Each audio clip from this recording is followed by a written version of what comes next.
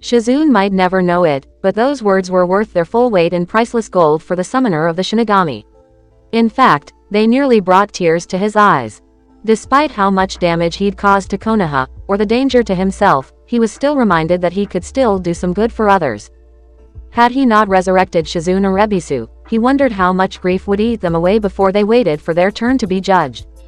Might they become vengeful and wrathful spirits, unwilling to move on if he hadn't done this? A piece of his grief lifted, Naruto walked out of the vault where all the Uzumaki clan's secrets were stored. He walked out with a stretch. "You seem happier." The blonde turned and noticed Komachi looking at him curiously.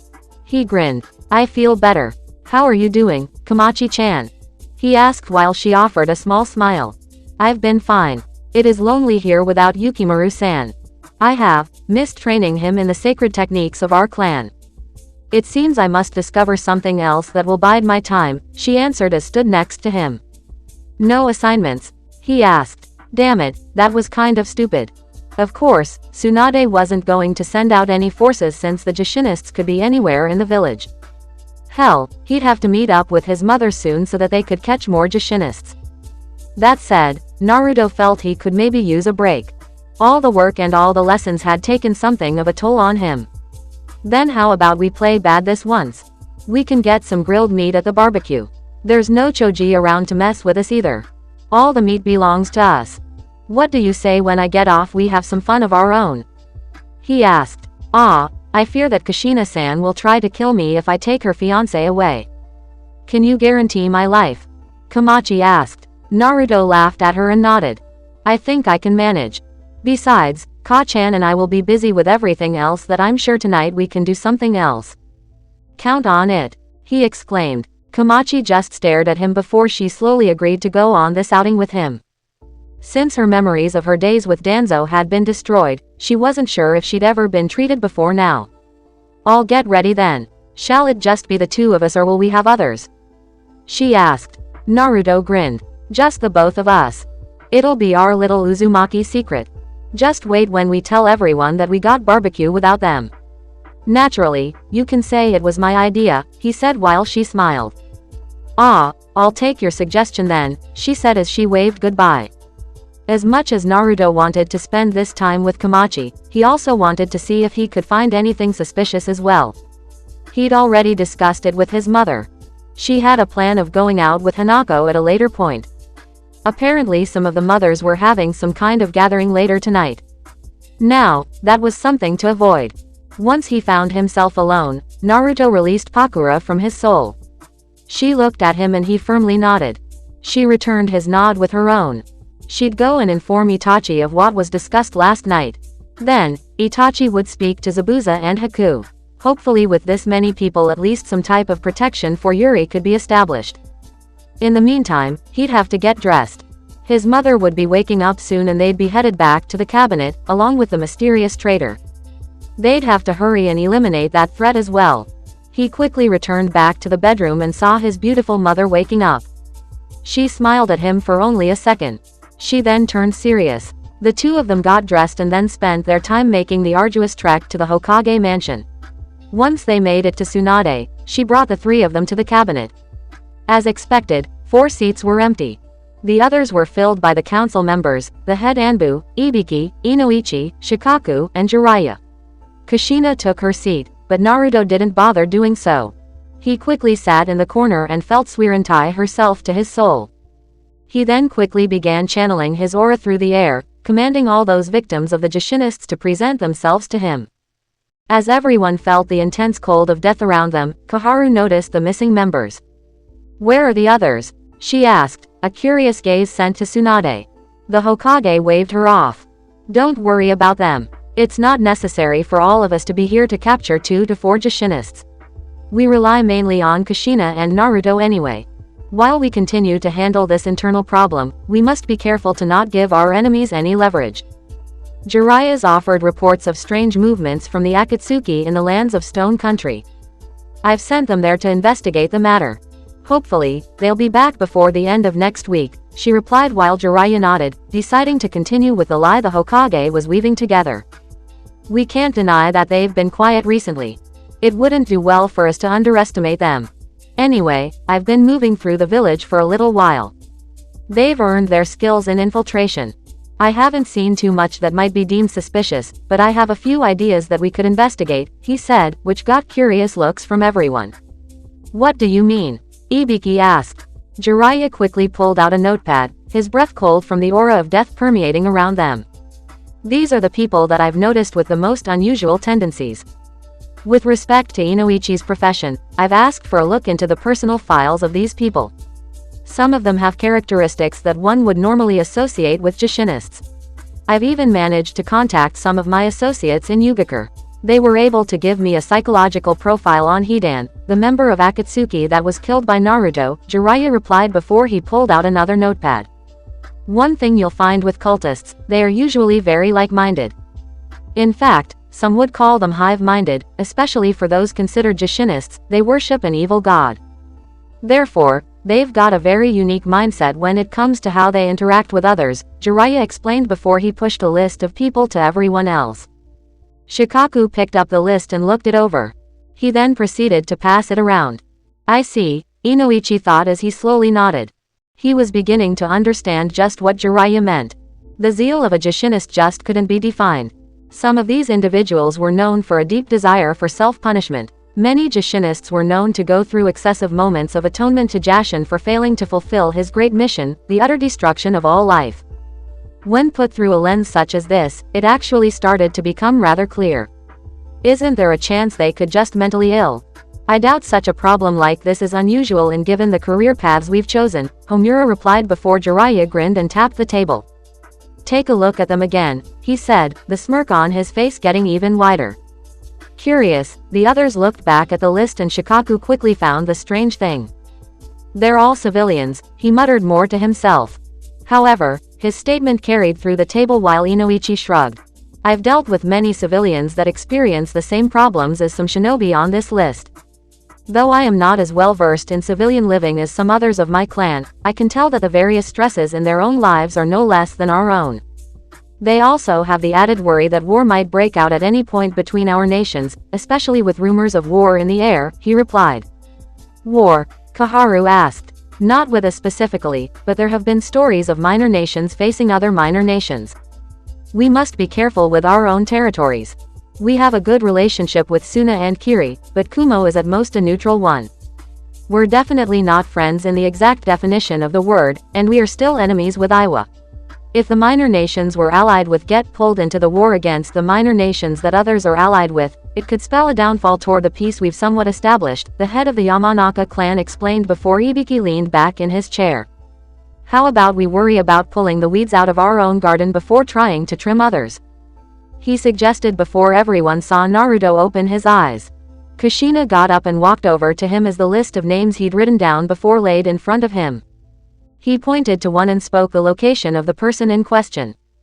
They were currently alone in their house, taking a shower. Another was grading papers in the academy. That one of them was so close to the place where their children attended school was very unsettling. Inoichi quickly transferred the information from Naruto's head and into Kushina's. Tsunade quickly took her out. For the Godime, not even a second passed before Kushina stood back in front of her with both targets, each of them knocked out. All three of her uses had been blown. She and Tsunade dragged the two into the room and Naruto went out next. The blonde found 3 this time, all of them close together. With his great speed, he'd managed to bring them all back. However, that expended all 3 of his time stops as well. Once that was done, Inoichi and Ibiki quickly got to work while the others spoke on more and more topics. The information that the two Jonin garnered from their previous victims wasn't anything special and Tsunade hoped that more would come later. That said, she made sure for Inoichi and Ibiki to relay any information to Jiraiya. He would then relay it to her. She'd then relay it back to everyone else. Hopefully with this, there'd be less risk of their plans getting exposed. Though the action was strange, none around the room found it as something to be concerned over. Instead, Tsunade dismissed the group. Tomorrow, they'd all come together and figure out what Ibiki and Inoichi learned from the next 2 captives. It was a shame Kakashi, Makoto, and Sasuke were gone. They were reliable for genjutsu. That said, Jiraiya offered to stay behind. While he wouldn't be besting any Uchiha, he had a good grasp of such techniques as well. In the meantime, Tsunade, Naruto, Kushina, and the others exited from the cabinet room. I hate that this is all we can do until the others fulfill their mission, but we'll have to hold on and await their success, she said while Naruto and Kushina rolled their shoulders. Neither had thought of it before, but they quickly discovered a small drawback to this technique. Using it day after day made their bodies very stiff for some reason. They'd been rubbing their shoulders a lot as of late. They'll get it done. I've just got something to make fun of them if they don't, Naruto answered with a grin on his face. Of course, that grin didn't reach full strength like Tsunade was used to from him. Well, she doubted she'd given him much to smile about these days, but at least he kept his joking nature. Honestly, Tsunade hoped he never lost that. Too many shinobi had lost their light in this line of work. Perhaps even her before the brat knocked some sense into her. However, Kushina wasn't so easily amused. So, when we're done with this mission, what happens to my son? She asked, a harsh glare on her face directed towards Tsunade. Mom, Naruto warned, but the glare on her face quickly shifted to him. Just that look alone told him to shut up. Whatever he was gonna say died in his throat. Whipped, Kyuubi said as Naruto heard the laughter of nearly everyone else inside his head. Meanwhile, Tsunade slowly inhaled and exhaled. Kushina, the godime began before the to-be wife of Uzumaki. Naruto frowned. You banished my son and it took one incident to have you begging him to come back. I just hope you haven't forgotten that, Tsunade. If you ever do, I'll give you something worse than Jishinists to worry about, Kushina threatened before ending the conversation. Her threat effectively heard, the group made it back into the Hokage mansion. However, before Tsunade could even sit down and go through the immense stacks of paper on her desk, the door burst open. Hokage-sama, emergency. There's been a murder. An Inuzuka said, which got the Hokage to stand up immediately. What? She exclaimed while Naruto and Kushina stared at the intruding shinobi in shock. Instantly, the three of them thought the same thing. Tsunade clenched her fists. Take me to the scene. Make sure it's all sectioned off. I want no one but authorized shinobi there, she said. The Inuzuka quickly saluted while the godime turned to the two Hinokan members in the room. Both of you, with me. She ordered. The two nodded and the three quickly exited the main office, following behind the Inuzuka as quickly as they could. Once they came outside, they started running through the streets. What happened? She asked. The Inuzuka cleared his throat, thinking hard about how best to explain it. We're not sure. One man was acting strange. He was laughing to himself and some of his friends warned the shinobi on guard. When they returned, he was gone. They tracked him down in an alleyway. According to their reports, his stomach started bulging. You couldn't even call him a human anymore. He then exploded, he said. Naruto and Kushina glanced at each other. That certainly sounded insane enough to be a Jushinist, but were they known for blowing themselves up? That sounded more like Deidara's modus operandi. Anything else? She asked. The Inuzuka remained silent. However, it was a silence that meant he didn't want to answer. It was more like, he was too scared to answer. A message came, he said. Tsunade raised an eyebrow. A message? What the hell was that supposed to mean? What message? Give me information to work with. She said, her voice getting less and less patient. The Inuzuka held his head down when the four finally came up to a group of shinobi, a multitude of civilians crowding the middle of the street. Tsunade-sama. Hokage-sama. People exclaimed as Tsunade quickly urged them out of the way.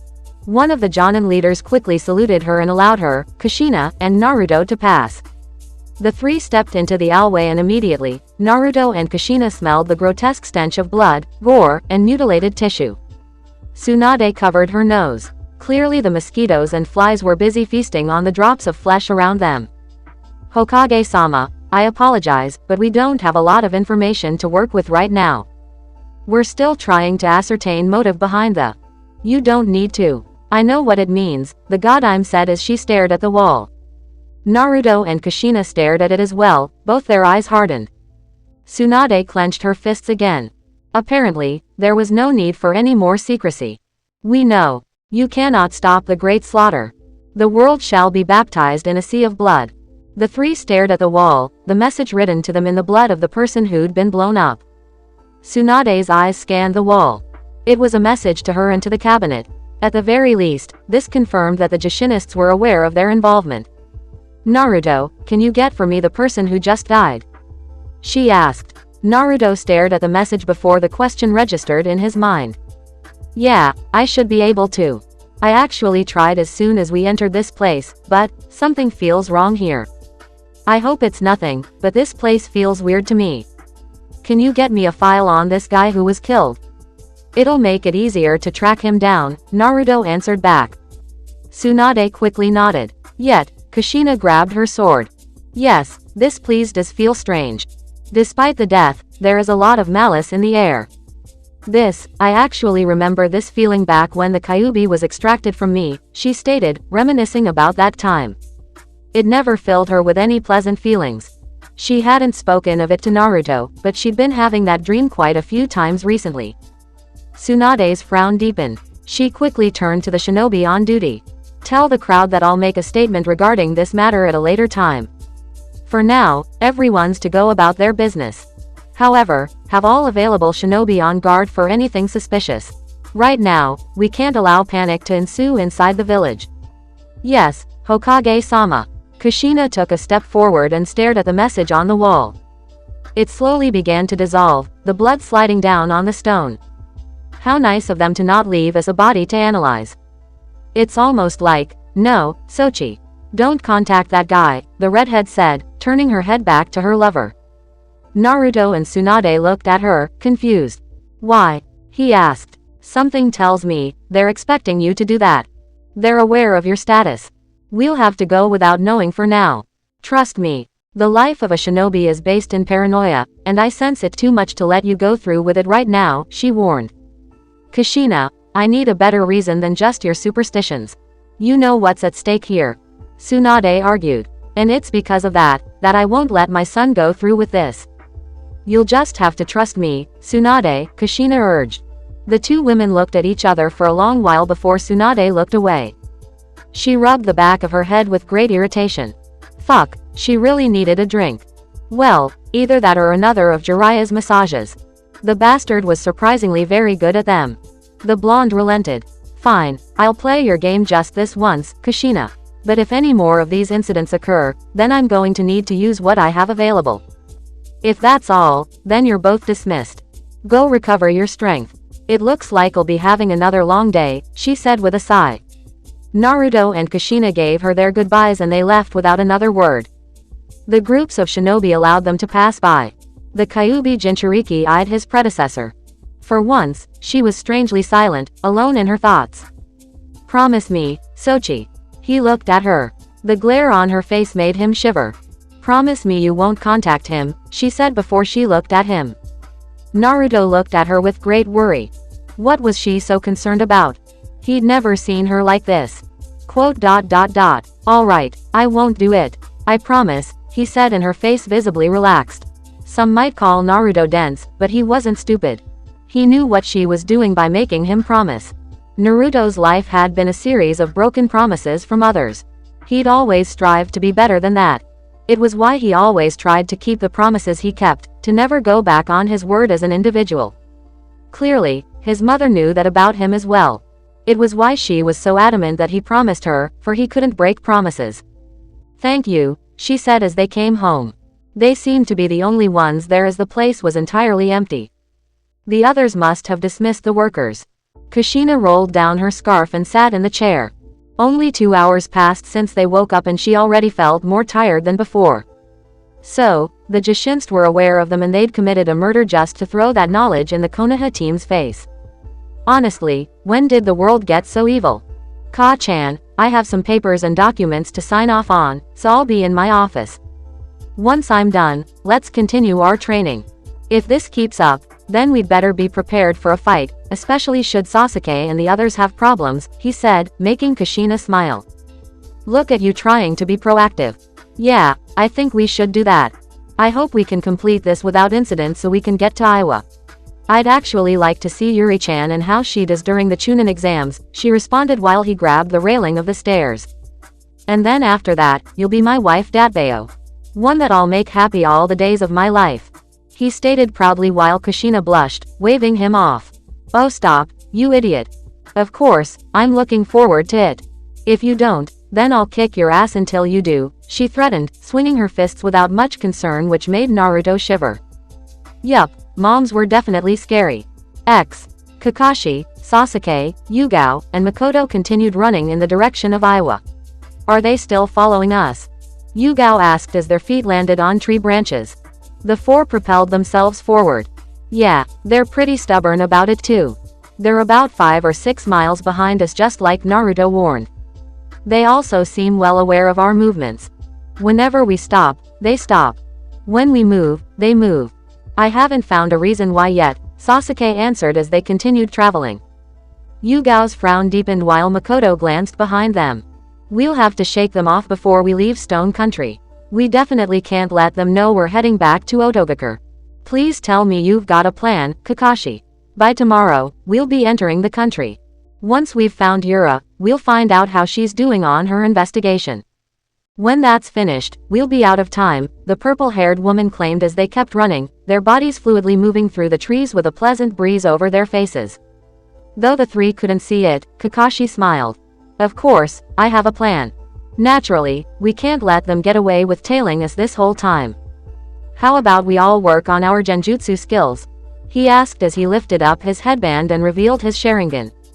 Sasuke and Makoto activated their own, the latter through the single eye not covered by a bandage. As for Yugao, well, she felt a little out of place.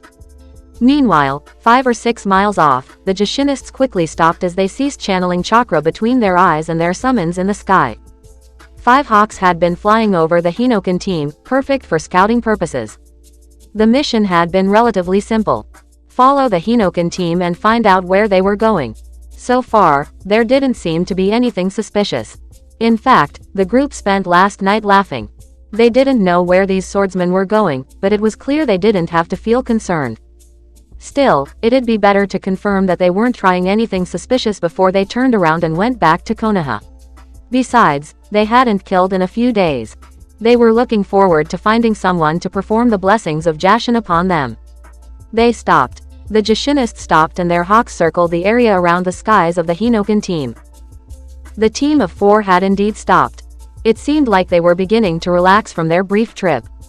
They sat down and started eating. Then we'll stop here. Once those heathens have eaten their fill, then we'll follow them, the obvious leader of the group said while a woman stood up. Then excuse me, I wish to pray to Jashin-sama for forgiveness that we are not allowed to slay their miserable lives. Uchiha Makoto, I've longed to make her feel the same pain she felt when her entire clan was slaughtered right before her very eyes, the female Jashinist said while the others nodded. The leader smirked. You will have your time, Hara. Go, pray to Lord Jashin that he might manifest his will to us. We'll keep track of the heathens, he said, and she bowed. She quickly got up and walked away while another sucked his teeth. It's a shame that they are our enemy. Friend killer Kakashi, traitor of Konoha, Uchiha Sasuke. Both of them would be wonderful apostles of Jashin-sama, if only their eyes were opened, another female said while the leader shook his head. And that is what our purpose is, to bring meaning in the destruction of their worthless lives, that all life is worthless and fit to be destroyed and molded into the image of Jashin-sama. We shall be awarded for our efforts when we participate in the grand slaughtering. The others nodded. After a little while, the female Jashinist who'd been praying returned. Get some rest, for Lord Jashin has filled me with his spirit. I will take the first watch, she said. The group seemed all too happy to agree. They leaned against the stumps of trees. Soon, sleep came to them all and the world turned dark. Some hours must have passed because the leader of the group slowly opened his eyes. He'd been enjoying his dreams before he became aware of his surroundings. Suddenly, his blood ran cold when he saw Kakashi, Sasuke, Makoto, and Yugao sitting or standing in front of him. Kakashi glared down at him before he saw the mangled corpses of his fellow followers. Looks like we've spotted some rats. You're not very stealthy, he said with a grin. The leader of the Jashinist team scowled. He already knew he was dead. There were no ifs, ands, or buts about it.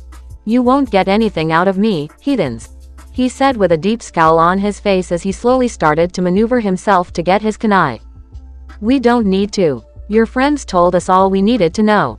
Your plan, your great slaughter, is being dismantled as we speak. So much for the mighty false god, Jashin, Yugao answered with a smug grin on her face. The leader snarled. Don't you dare sully the name of Jashin-sama with your filthy tongue. He spat out with ever-increasing fury. His fists clenched and his teeth ground against each other. Or what? You'll defeat us, all by yourself.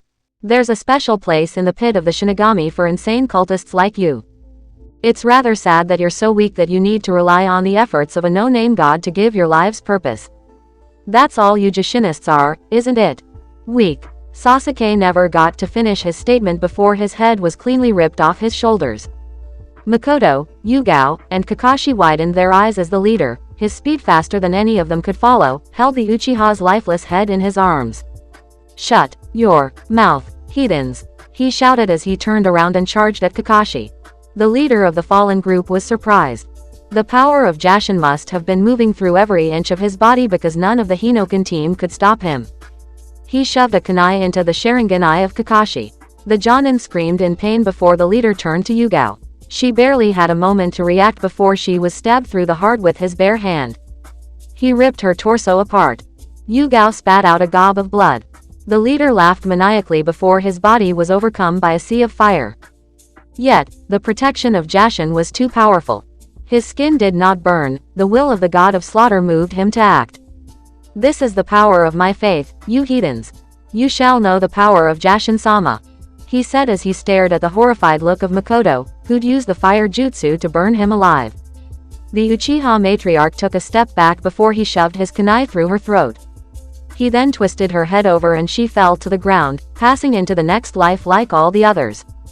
The leader then turned back to Kakashi. He grabbed the Jonin by his hair and smirked. You might have stopped the great slaughter, but your death will still be a glory to Jashin-sama. May his holy name be praised. However, I will take you back and I will make you watch as we make Uzumaki Naruto, and the god of death, surrender to our lord, Jashin. For the slaughter can bring ruin to all things. Even death. He shouted as Kakashi gritted his teeth. The leader laughed, and laughed, and laughed, while Sasuke, Makoto, Yugao, and Kakashi watched from above the treetops. The man stood around the bodies of the teammates he had killed, each of them who had been frantic to try and stop him to no avail. It seemed rather impressive due to his physical capabilities. So whatever this is, it's possibly a war between Jashin and the Shinigami. At least we've gotten rid of them, but we should probably hurry. They might notice if they don't report back in a few days, Yugao warned before Kakashi grinned. That's why we left him alive. In fact, we're going to take him with us. With him, we could make use of some getting into the Jashinist cult without much effort. At the very least we won't have to sneak into the village by ourselves. He'll also know any useful information to help us dodge any uncertain circumstances, the Jonin said while Sasuke stared at him skeptically. Uncertain circumstances? He asked. Kakashi smiled while Yugao began tying up the Jashinist. Even now, he continued laughing like he was out of his fucking mind. Sasuke, you haven't been in too many of these situations, but there are many organizations that require certain codes not only for entering, but also for maintaining structural anonymity. It helps them remain loyal to each other while also sniffing out traitors. It's why we'll need to extract as much information out of this man as possible. Think you can do it? The former sensei of Team 7 asked. The youngest Uchiha snorted. Are you underestimating me? He asked, not really expecting an answer. Kakashi just smiled while Yugao threw the Jashinist over her shoulder. He was certainly heavier than he looked. The four came together and burned the bodies into ash lest more of the enemy were close behind. They then continued on their journey towards Ura and Stone Country. Naruto closed his eyes and looked at the time. It was almost close to 7 in the evening. He'd already sent someone to get Itachi to help protect Yuri and the others. Tsunade hadn't called him or Kushina back since the murder earlier that morning. Suiren had been swapped out with Gari. More and more information about the Jashinists were being fed into his head as he continued to work on the Uzumaki clan's documents. Honestly, he hated all this politics stuff. How did his mother handle all of it before she'd given him the role of patriarch? Either way, he was finally happy to be done. He'd be taking Komachi to a little family outing in a few minutes. He supposed he'd have to get ready to go. He stood up from his desk and placed away his documents. It was possible that if Konoha didn't let him back into the village after all this, he could take a trip to increase political relations with the Uzumaki clan. Still, if someone was going to make him wear a damn suit again, he was going to scream. Don't waste too much time, brat. Once you get back home, we're continuing your training. Kyuubi bellowed, effectively bringing down the blonde's mood if only for a moment. Sometimes, he wondered if all the training would stop one day. Could he just stop having to get stronger all the time? Sometimes he just wanted to enjoy life for what it was worth, without all the evil, greed, and detestable scum that roamed within it. Yeah, I hear you, furball, Naruto said as he changed into some more casual clothes. He then came downstairs and noticed Komachi and Gurren waiting for him. The crystal-using Uzumaki had a smug smile on her face and Naruto had a feeling he was going to like this. Ah, sorry Naruto. She extracted information from me and she wishes to come along, Komachi explained, wearing her own casual wear. The patriarch of the Uzumaki clan glanced toward Gurren. Don't you already have a guy to pay for your food? He asked with a smirk of his own. As expected, Gurren blushed. She cleared her throat and coughed. Shut up. It's an outing between friends. Besides, Katetsu's back at the main gate. And wait, why am I telling you this? Hurry up and get us some barbecue. She roared at him while Naruto laughed. Even Komachi sported a small smile before he sighed. He didn't see his mother anywhere so he assumed she was off doing her own things. Fine, I suppose you can come, but you're the outcast here. You're splitting the bill, he said with a wide cheeky grin. Gurren grimaced and laughed nervously. Shouldn't a man pay for the woman's meal? She asked. Naruto opened his mouth and then closed it. Let's just go, he said as he pushed past the two of them. Komachi and Gurren smiled, but they followed him out. The three Uzumaki continued to walk through the village, most continuing with their relatively sense of peace. However, Naruto could feel their discontent. News of the murder moved through the rest of the village like a plague. Tsunade had spun it as being the third in a case of ongoing murders regarding an unknown assailant. She advised most to not be out too late or to travel in groups. Outside of that, things continued as normal, or so that appeared. Soon Naruto, Komachi, and Gurren arrived at Yakiniku-Q, a popular restaurant known for its self-serve grilling table stations. Naruto had been here quite a few times with Shikamaru and the guys. The three were quickly assigned their seats and given their menus. Gurren grinned, eager to begin. I'll take 2 orders of this. 5 orders of this.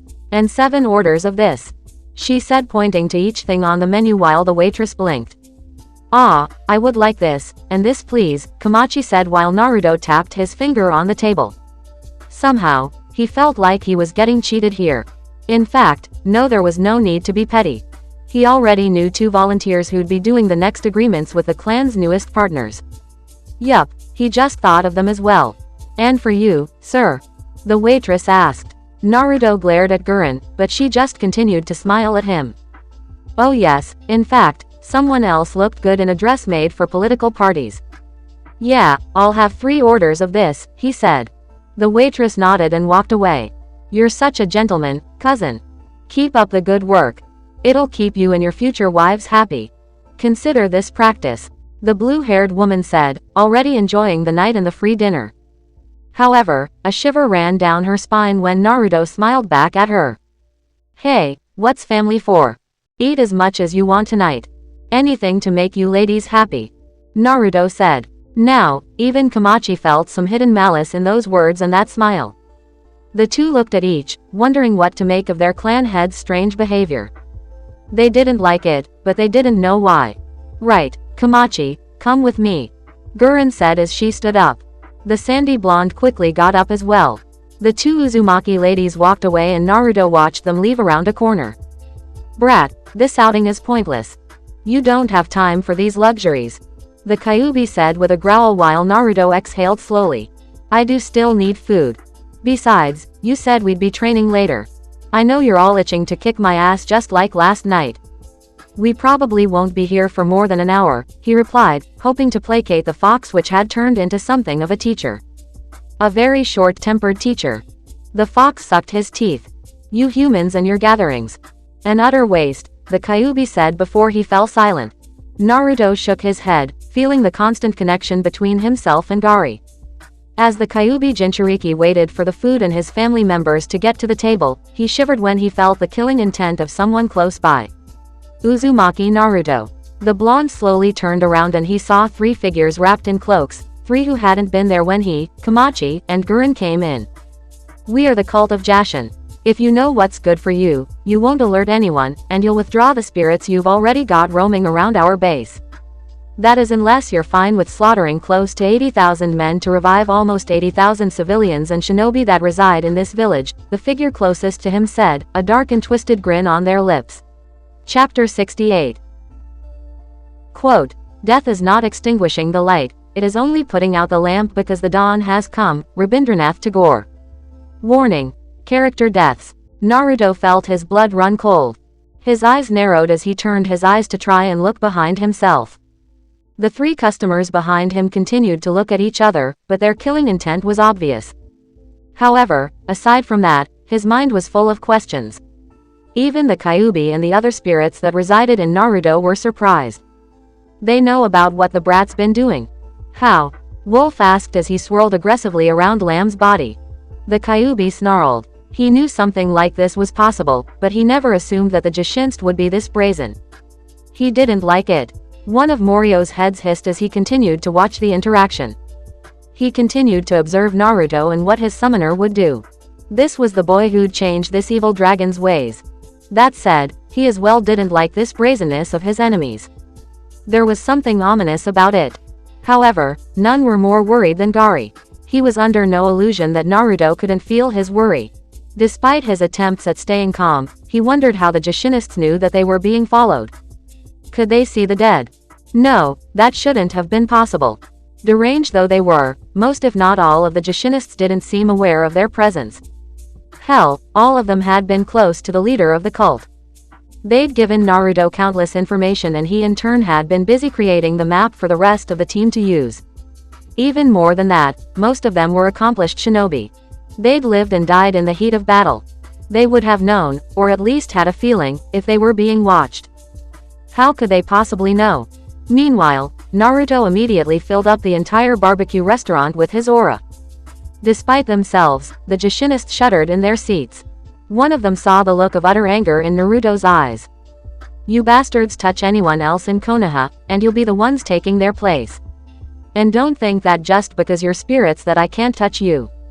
If I ask, the Shinigami will have a special place in his stomach for all of you. I think you've gotten a bit of a swollen head if you're making demands of me. Naruto replied, his tone not even like that of a mortal man anymore. However, despite the intense feeling of sheer death upon them, one of the Jashinists managed to hold his nerve, if only a little. You'd make a good Jashinist, Uzumaki Naruto.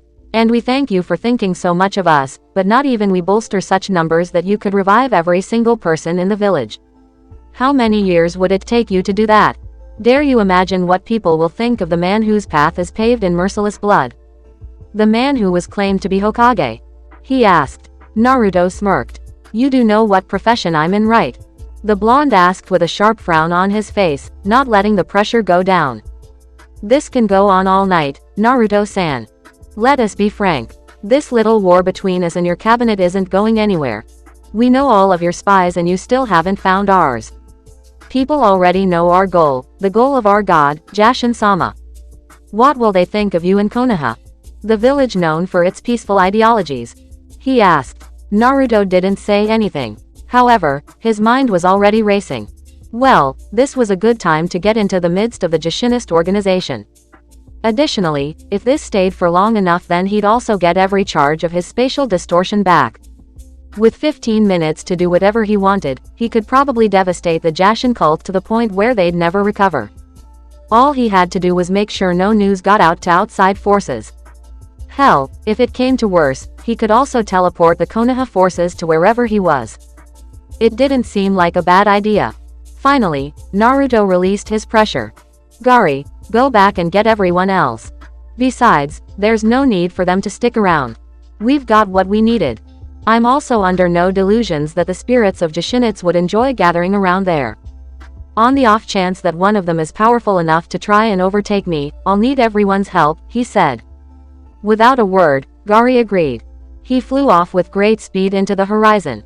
Brat, remain cautious. It seems they're aware that you're the summoner of the Shinigami, the Kyuubi replied before Naruto shrugged. It's no surprise. Back when Ka-chan and I were invited by Shin to that meeting of the gods, I actually saw Jashin. If Shin can communicate with me, then I've got no doubt that Jashin will talk to his fanatics. It's probably why they were willing to go into the Uzumaki compound and target the others. Somehow, I don't think all of this is about the Jashinists vs Konoha at all, he answered back while Lamb closed her eyes. A battle of the authority of the gods. The others looked at her, but none spoke further until the Jashinists finally breathed easily. Good to see that even you can have some common sense. Please follow us, you and the other two, one said, causing Naruto to shake his head. Let one more body in Konoha fall and it's not gonna be your leader that I torment in the stomach of the Shinigami. It will be the three of you. The blonde threatened, which gave him a bit of satisfaction seeing the unease on their faces. That said, it just pained him when Gurren and Komachi returned. He stood up and sighed. Sorry guys. It looks like we're gonna have to take a rain check on that barbecue, he said while Gurren gawked. You two broke? She asked, a grin on her face. However, that grin immediately fell when she saw her cousin's gaze back at the people at the other table. The trio of Jashinists stood up and bowed like servants, politely escorting Naruto, Gurren, and Komachi out of the building. Naruto, what's going on? Komachi asked, already reaching for her weapons. Though some of her ferocious personality had been lost since Danzo sealed up some of her memories, Komachi was no less capable nor no less sensitive to the gravity of a situation. She could see his eyes as he glared at the person leading them from the front. When she looked behind herself, she saw the two others at their back. Komachi. The blonde turned to Gurren. He'll explain it to us later. For now, just stay quiet, the blue-haired Jonin said, her visage drowned in anger and unease. Komachi slowly fell silent with a nod as the three allowed themselves to be taken in the direction of the Jashinists' choosing. During that time, each of the spirits returned to Naruto. All of them with questions and no one with any answers. Shikyo-sama, Kushina-san has been warned. She's already making preparations to leave, Suiren said while Naruto nodded.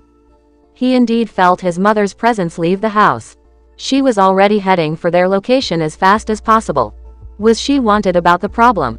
He asked. Suiren nodded. Yes, sir. She knows to tail and observe. She's also sent Asuma-san to warn Tsunade-sama. Unfortunately, I don't think we'll be having much of any reinforcements. We still don't know where some of them are located. Additionally, the recent murder is still fresh in the minds of the Konoha populace. Another murder could send a panicked revolt through the village. Naruto's lips thinned as Gurren, Komachi, and him were led up to a building. It was the same building the spirits had trailed the first Jashinist to before he'd been killed. They knocked on the door in the code they'd made up. When the door was opened, Gurren's eyes hardened while Komachi wished she'd bought her Tonto. She only had a few weapons on her at all times while they walked inside to a room filled with so much killing intent and blood that it was a sheer wonder on how not an Izuka or expert shinobi had located it. Inside, one of the Jashinists said, pushing Gurren into the building. That proved to be the wrong move. The person instantly dropped dead, nothing but a tap on the forehead from a finger from the summoner of the Shinigami. Don't touch her, he warned as the ground beneath his feet cracked to pieces. Those around them widened their eyes in shock, and some, in joyful surprise. Such quick, effective slaughter. It was almost poetic in its simplicity. That said, the attack didn't deter them. Some of them moved to attack, but the one leading them held up a hand for them to stop. That was their own fault. We'll make sure to keep our distance. Either way, you don't seem surprised to see this place. You must have discovered it at some point. In that case, please follow me, he said. Naruto, Gurren, and Komachi abided by his request and they came up to the room with the teleportation seal.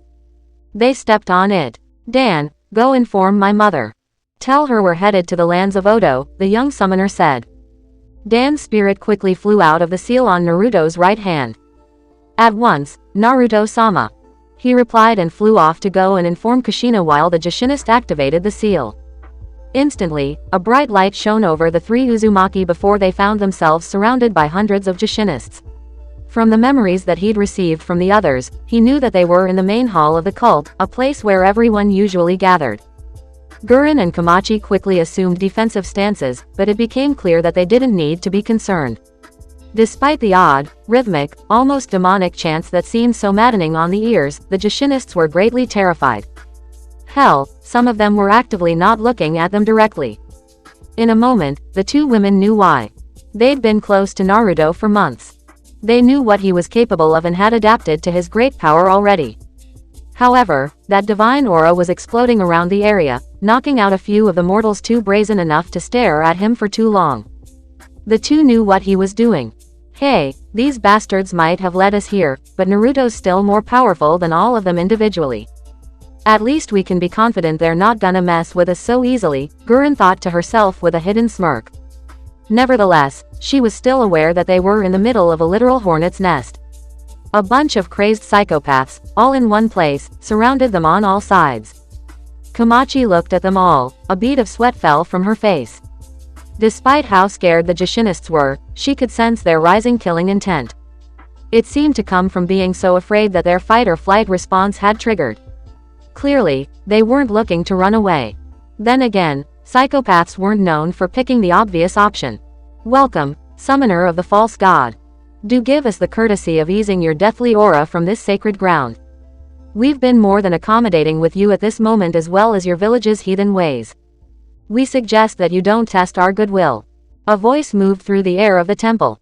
Naruto watched several Jashinists bow their heads and pray before the elderly voice. However, the blonde wasn't so quick to comply. Sure, I can do that. How about you and the rest of your people get out of Konoha and I don't throw you all into the stomach of Shin? Naruto threatened. He then saw the Jashinists prepare their weapons. Insane smiles were etched on their faces, all of them prepared for their own destruction. However, the voice started laughing. Afraid we can't do that, young man. What we're doing is bringing the truth to the world, a truth which had long since been denied. That said, someone like you is the greatest sin, a deceiver, a hell for those of us who pray for the mercies and blessings of Jashin-sama. Allow us to be clear, we hold no animosity with you, Uzumaki Naruto. Rather, were your eyes opened, you would become the great asset to Jashin-sama's great will, the voice said until Naruto's ears picked up on the sounds of slow walking towards him and his two family members.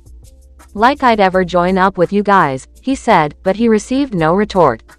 You also said the same thing about becoming Hokage. Now that door has been closed to you, both something not of your own will, desire, or circumstance. It is not about what you or I want, it's about what the gods who influence us want. What are we to them and who shall we serve that our own meager wills shall become one with theirs? The only true peace there can be for mankind is in the utter extermination of our lives as a species and that of the rest of all life. That is the will of Jashin-sama. We live to manifest that will, and yet you would dishonor our cause with the blade of death. You are a clear test of our resolve, one that we must either do away with or bring to our side and propel us forward. Finally, the voice revealed itself. The sound of a stick hitting the ground banged around, creating some form of awkward ambience until an old man with red robes and a hood appeared. He was notably short, and he walked with a bit of a crimp. Naruto also noted that the old man was blind. However, we as well see no point in these cheap shots we're taking at each other. Come with me. It's best if you obey, he said. Naruto increased the pressure of his aura, but even he was stunned when the old man's aura instantly exploded. In an instant, Naruto's death-like power was blown away by a state of sheer madness, bloodlust, and violence. The Jashinists around them hollered and writhed, all of them in almost ecstatic bliss. Gurren and Komachi unknowingly took a few steps back. They never thought of it, but this old man scared them. He scared them badly. As for Naruto, he gritted his teeth. He knew what type of aura this was. This too was divine aura just like his own. This old man was just like him. With that being the case, he steeled himself and pushed the divine spirit of the Shinigami against the divine spirit of Jashin. The aura of immortals, the aura of gods clashed against each other. The old man grinned as his fellow Jashinists fell down in worship. The ground beneath their feet cracked to pieces. Even the spirits that stalked the chambers lowered their heads to the ground in utter reverence of Naruto's status as the summoner of the Shinigami. Gurren and Komachi covered their eyes and their faces. Something strong and powerful seemed to be blowing them away, banishing them from the realm of gods as mortals. What is this pressure? Is this even shinobi arts? Komachi asked before the pressure instantly vanished away. Stones and tiles crashed to the ground as Naruto and the old man glared at each other. I see. You're not quite like me, but it doesn't matter. I can sense the great turmoil within you. You have yet to fully immerse yourself in the blessings of your inferior god, he said with a grin while Naruto frowned. I can't wait to see how inferior you think Shin is when send you to him. I'll bet he's judged better men than you, the Kyuubi Jinchuriki fired back while the old man turned around. Perhaps, but I wonder if you have, he said as Naruto, Gurren, and Komachi found themselves surrounded by Jashinst. They urged them to follow the old man as he slowly walked away. They followed after him. Yura sighed as she put down a piece of paper and rubbed her nose. She was so tired. She'd been out searching through the country of stone for Danzo. Unfortunately, she hadn't had much luck without something from Naruto's spirits to guide them. She had been surprised when Team Guy was in the area, completing their own assignment. As much as Yura had come to dislike certain Konoha policies, the good nature of the team made it simply impossible to hate them, especially Neji. He was her clan brother after all. In all but blood the Hyuga and the Uzumaki were family, willing to die for one another should the need ever arise. It was nice to speak with him. Unfortunately, their interests only aligned momentarily and before long they were gone, but Neji said that Konoha would try and provide support for the group. While that was thankful, Yura wasn't much for Konoha these days. Now, one could imagine her surprise when one of Naruto's summons alerted her that 4 members of the Hinoken team would be coming to her. Unfortunately, it wasn't so much to help as much as a diversion.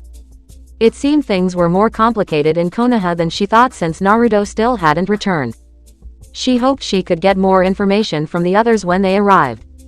Maybe someone could even give her some insights on what to do next.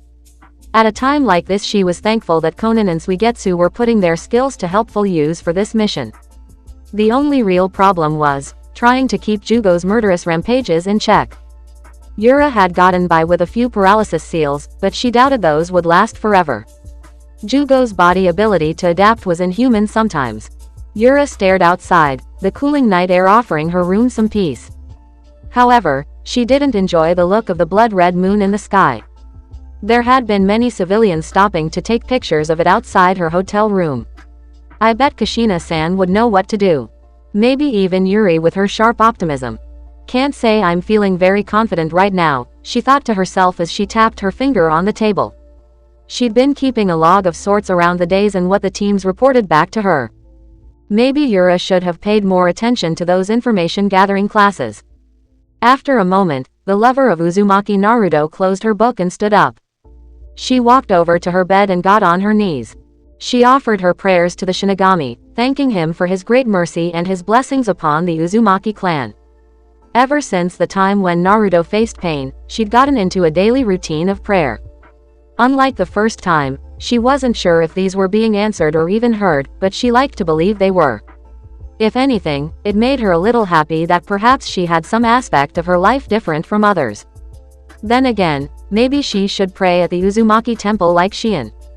After her prayer, the room quickly turned cold and the feeling of death came over her. Some might call her insane that this feeling actually comforted her. Uzumaki Yura. The young woman turned around and stared at the great god of death.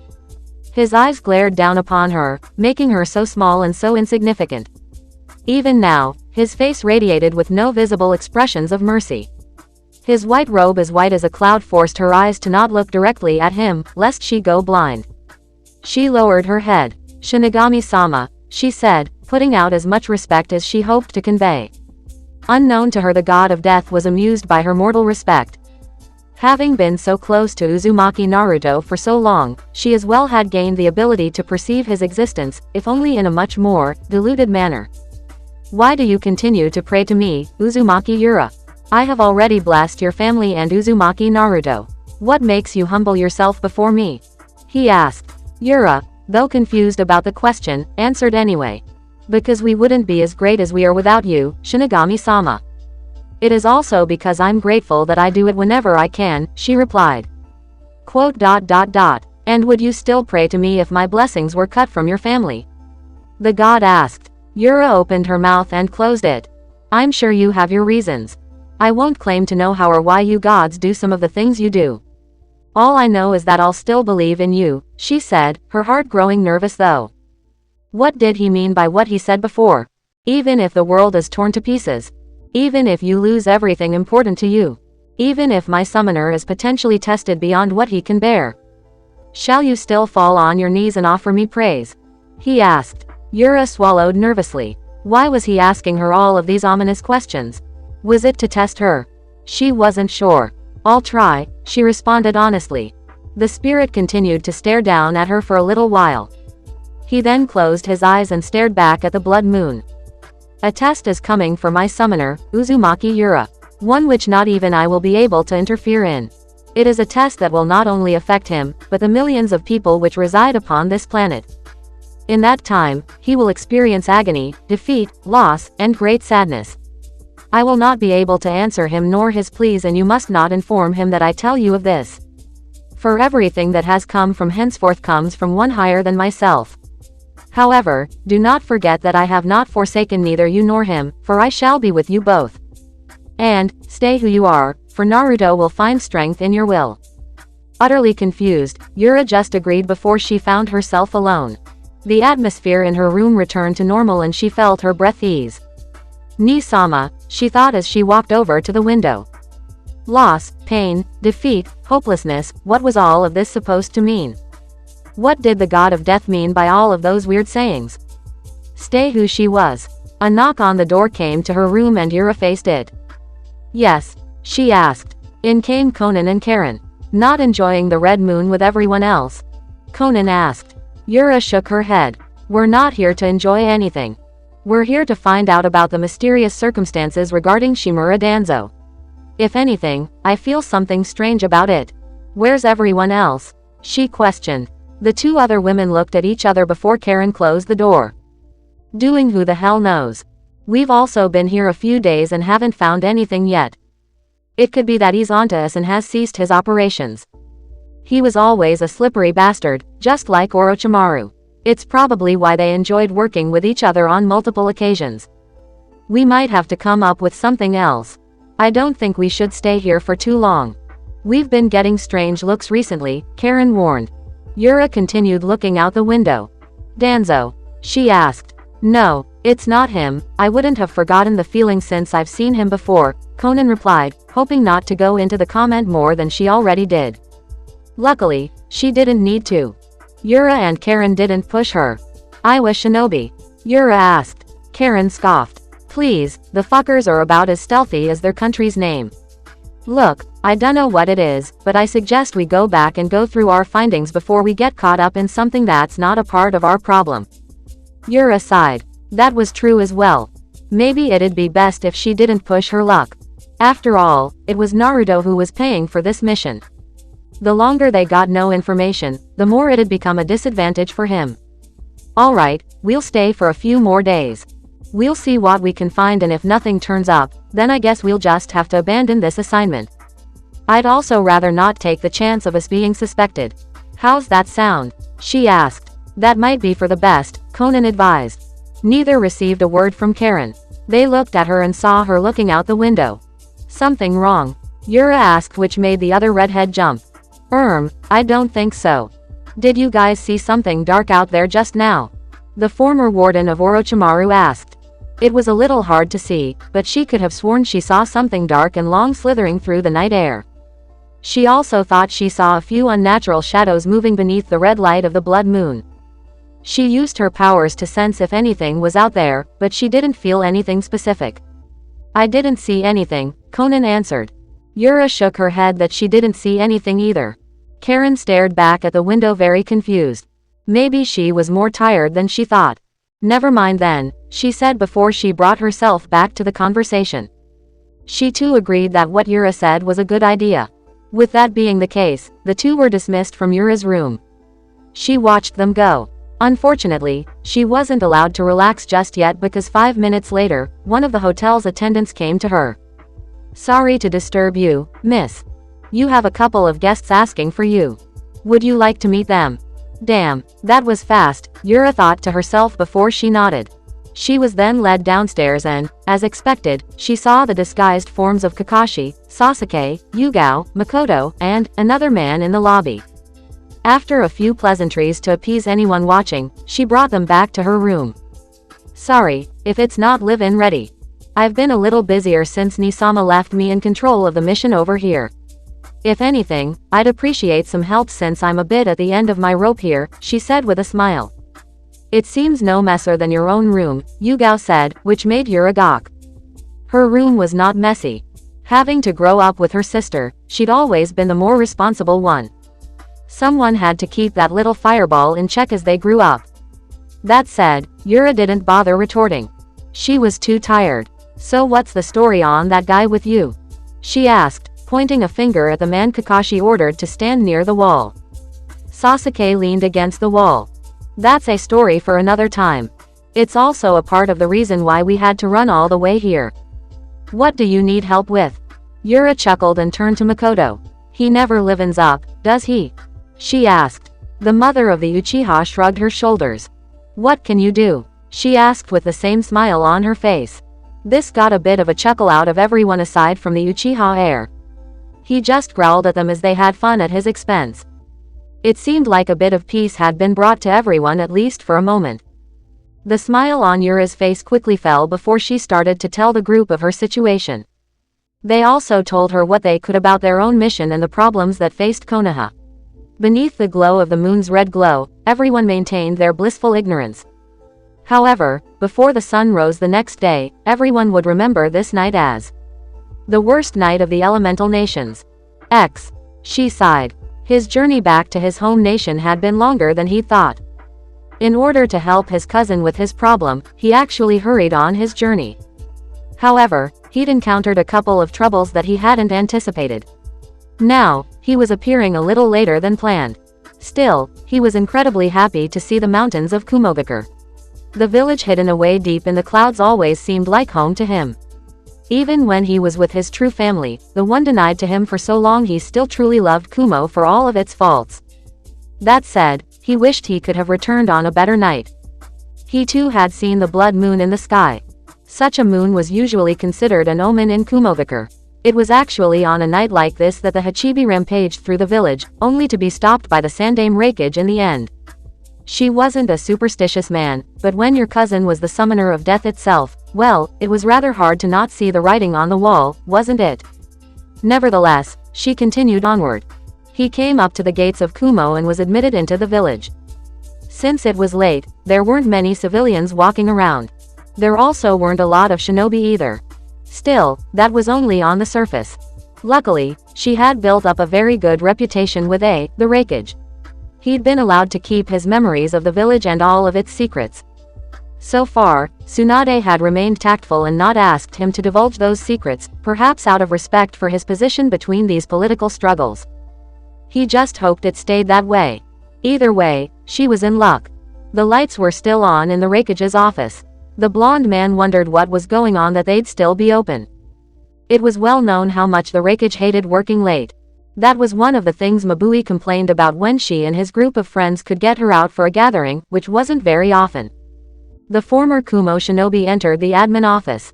Greeting the receptionist, he spoke about the diplomatic mission between Konoha and Kumo. After a moment, he was led away into the waiting room. Never did he think he'd be led here. He used to remark to Darui that anyone stuck in the waiting room would be in for the worst time of their life.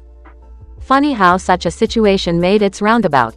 She continued to sit in his chair for a little while. He felt something off about the office. It seemed way too quiet. Knowing the Raikage, there was almost never a dull moment with the dark-skinned man, especially with him jumping out of the windows from time to time. If there was one thing between the Godime Hokage and the Yondaime Raikage, they were both short-tempered and brash. Granted, he thought the latter even more so. Since his wait seemed to be taking longer, she took out a Fuinjutsu book that he'd been studying on his way here. He'd been neglecting his studies and the heritage of his family's techniques in favor of more missions. Unfortunately, their clan wasn't very large just yet. They needed to preserve and adapt the culture as much as possible. She didn't know how much time passed, but he was soon brought up from his readings by a familiar friend. Well, aren't you a sight for sore eyes? She looked up and smiled when he saw Darui standing in front of him. It hasn't been that long, he replied as he put his book away. Perhaps not, but it's always nice to see your former closest coworker. That said, I have to apologize to you.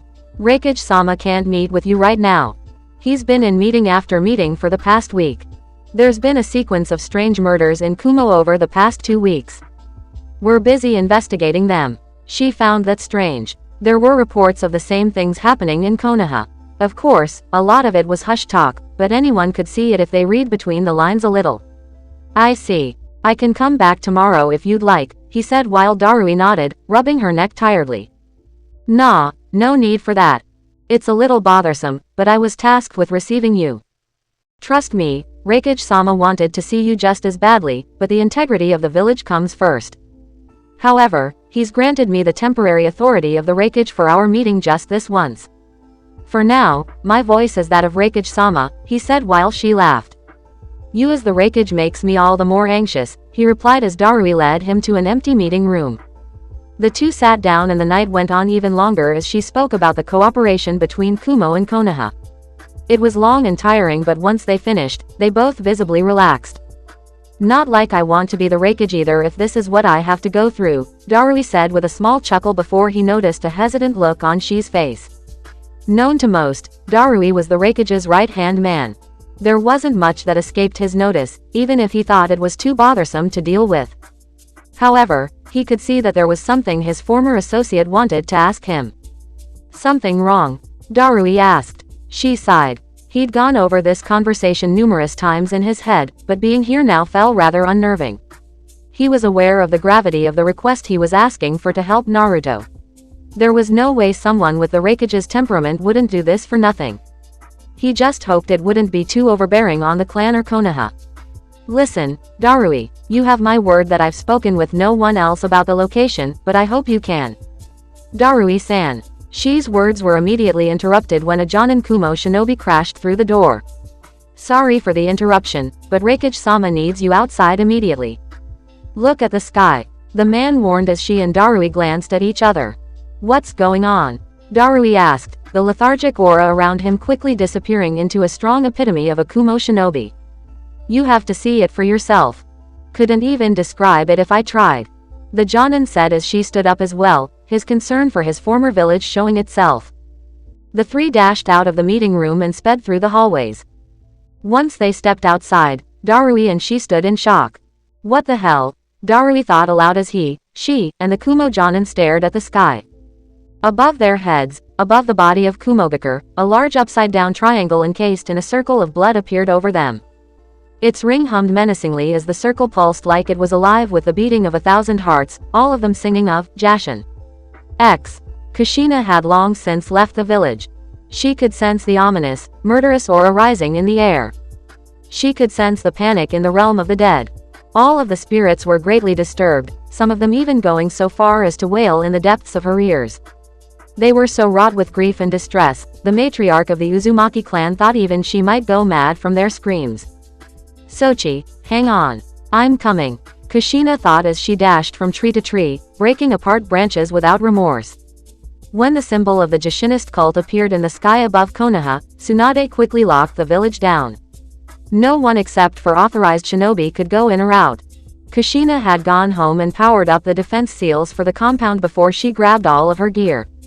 She ran out of the village, whether Tsunade liked it or not.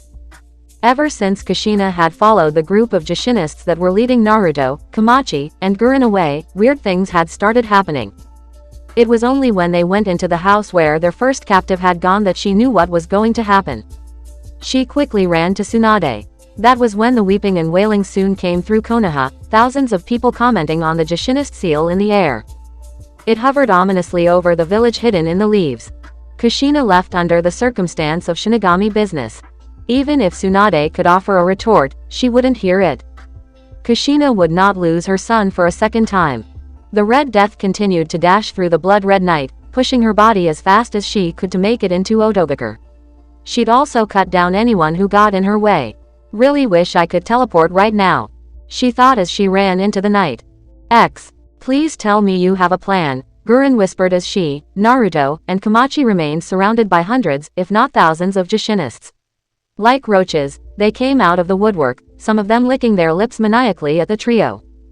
Give me when the sun rises and I just might, Naruto returned, cursing himself for using up his attempts earlier in the day. Well, he had a lot of plans, but not ones where Konoha wouldn't come out unscathed. Plus, he was getting nervous from where he, Gurren, and Komachi had been led.